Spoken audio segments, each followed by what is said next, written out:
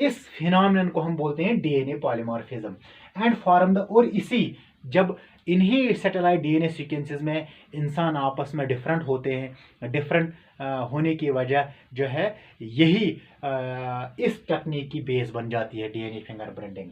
Next क्या है, satellite DNA is classified into money categories.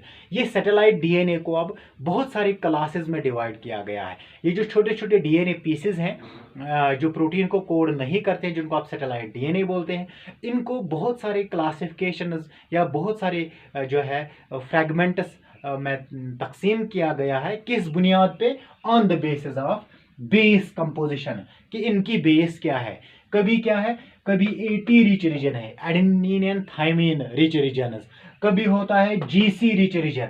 अलग अलग जो है बेस कंपोजिशन भी अलग हो सकती है। कोई होता है जिसमें एटी रीजन ज़्यादा होते हैं, कोई ऐसा डीएनए फ्रेगमेंट होता है जहाँ पे जीसी रीजन ज़्यादा होते हैं। नेक्स्ट क्या है, लेंथ ऑफ सेगमेंट। इस डीएनए सेगमेंट, अगर ये डीएनए सेगमेंट है, इसकी लेंथ क्या है, दैट मीन्स कितने बेस पेयर्स है, कितने न्यूक्लियोटाइड्स हैं इसमें, इस डीएनए लेंथ में। इसकी बुनियाद पे भी हम डीएनए सैटेलाइट को अलग कर सकते हैं या सैटेलाइट डीएनए को। नंबर ऑफ रिपीटेटिव यूनिट्स, कितनी बार ये जो न्यूक्लियोटाइड्स हैं रिपीट होते हैं, रिपीटेड सीक्वेंसेस या रिपीटेड यूनिट्स जो हैं वो कितनी बार रिपीट होते हैं। अगर हम एग्जांपल मानेंगे मिनी सैटेलाइट, एक एग्जांपल है सैटेलाइट डीएनए की। नेक्स्ट एग्जांपल है माइक्रो सैटेलाइट। अगर हम मिनी सैटेलाइट को देखेंगे, मिनी सैटेलाइट और माइक्रो सैटेलाइट, मिनी सैटेलाइट में क्या है, मिनी सैटेलाइट को अगर हम देखेंगे, मिनी सैटेलाइट में यूजुअली 10 to 100 न्यूक्लियोटाइड्स होते हैं, न्यूक्लियोटाइड्स प्रेजेंट रहते हैं।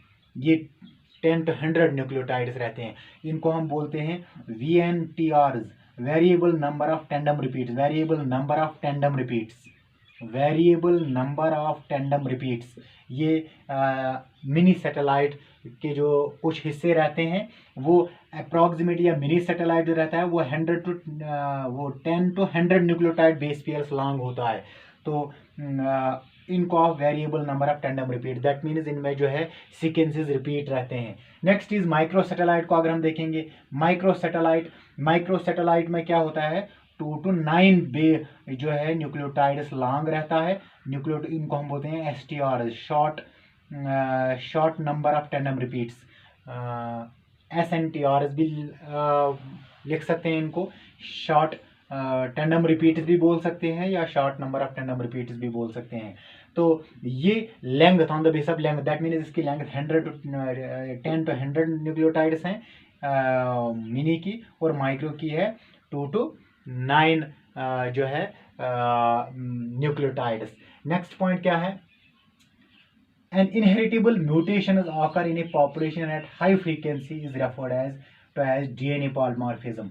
ये बहुत ही एक अहम चीज है DNA polymorphism। ह्यूमन्स में वेरिएशन आती है, म्यूटेशन आती हैं। वो म्यूटेशन सोमैटिक सेल्स में भी आ सकती है, दैट मीन्स वो सेल्स जो रिप्रोडक्शन में काम नहीं करते हैं, फॉर एग्जांपल हाथ, कान जो भी है, या वो सेल्स जिनको आप सेक्स सेल्स मानते हैं जो आपके टेस्टीज में या ओरीज में प्रेजेंट रहते हैं, तो वो जो है वहाँ पे जर्मिनल एपिथेलियम जो रहता है जहाँ पे जर्म सेल्स निकलते हैं, तो वो जर्म सेल्स में अगर या सेक्स सेल्स में अगर म्यूटेशन आ जाए तो वो म्यूटेशन अब उनके बच्चों में आ जाती है, वो चेंज उनके बच्चों में आ जाती है। लेकिन वो चेंज ऐसी होनी चाहिए जिनमें उनके रिप्रोडक्टिव एबिलिटी पे असर ना पड़े, रिप्रोडक्टिव एबिलिटी को वो अफेक्ट ना कर सके।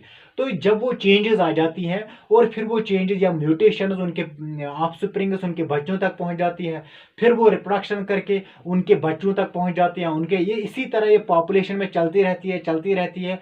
और जितनी फ्रीक्वेंसी, जितनी पॉपुलेशन में ज़्यादा ये चेंजेस आ जाए, ये म्यूटेशन आ जाए, इस प्रोसेस को हम बोलते हैं डीएनए पॉलीमॉर्फिज्म।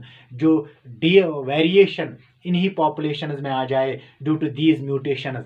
अब ये म्यूटेशंस क्या है, these mutations keep on accumulating generation after generation. ये mutations generation to generation accumulate, जमा रह जाती है। तो फॉर एग्जाम्पल मेरे अंदर म्यूटेशन है तो मेरे बच्चे के पास भी म्यूटेशन है, लेकिन वो म्यूटेशन जो रिप्रोडक्टिव हेल्थ को या रिप्रोडक्टिव एबिलिटी को कोई असर ना करे, तो उसमें भी जमा रह गई, उसके बच्चों तक आ गई, उनके बच्चों तक, वो इसी तरह ये आगे बढ़ती रहती है। और वही बेस है डीएनए पॉलीमॉर्फिज्म का।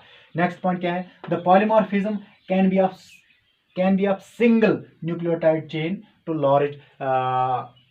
Large changes. ये पॉलीमॉर्फिज्म है, ये वेरिएशन जो है, डीएनए वेरिएशन ह्यूमंस में जो है, ये एक न्यूक्लियोटाइड चेंज से भी हो सकती है, जिसको आप म्यूटेशन, जिसको आपने बोला है कि ये एक छोटे फ्रेगमेंट में या सिर्फ एक ही न्यूक्लियोटाइड भी म्यूटेशन ला सकता है, चेंज इन न्यूक्लियोटाइड, और ये बड़े फ्रेगमेंट में भी हो सकती है। तो यही ये पॉइंट कह रहा है कि ये सिर्फ एक न्यूक्लियोटाइड चेंज से भी आ सकती है म्यूटेशन या पॉलीमॉर्फिज्म, या ये चेंज जो है बड़ा fragment, larger fragment of DNA जो रहता है उसमें भी ये चेंज आ सकती है, और वो कैरी ऑन हो जाता है पॉपुलेशन में।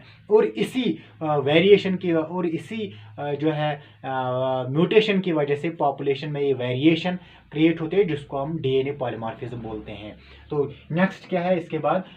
टेक्निक, डीएनए फिंगरप्रिंटिंग की टेक्निक है क्या? ये है introduction about the DNA fingerprinting. अब इसके बाद जाएंगे हम डीएनए फिंगरप्रिंटिंग की टेक्निक क्या है एक्चुअली।